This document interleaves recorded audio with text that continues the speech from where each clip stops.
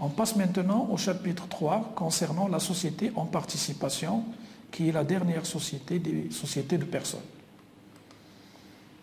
Qu'est-ce que c'est que la société en participation?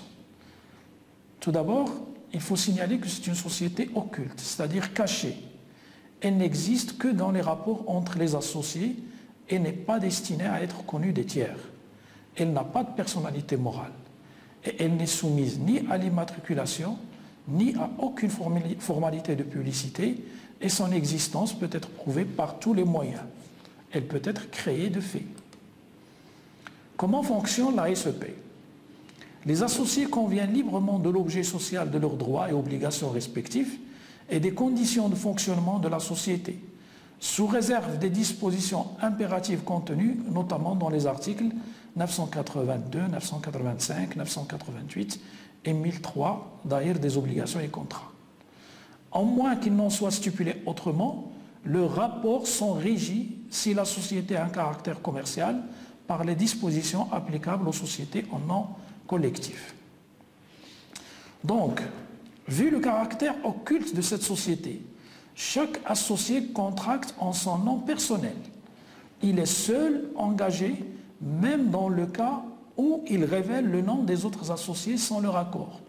Toutefois, si les participants agissent d'une manière apparente en qualité d'associés, ils sont tenus à l'égard des tiers comme des associés en nom collectif.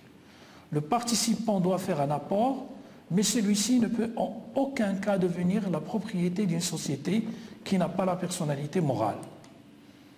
L'absence de personnalité morale et par suite de patrimoine social entraîne, sauf clause contraire, que chaque associé conserve au regard des tiers la propriété des biens qu'il met à la disposition de la société.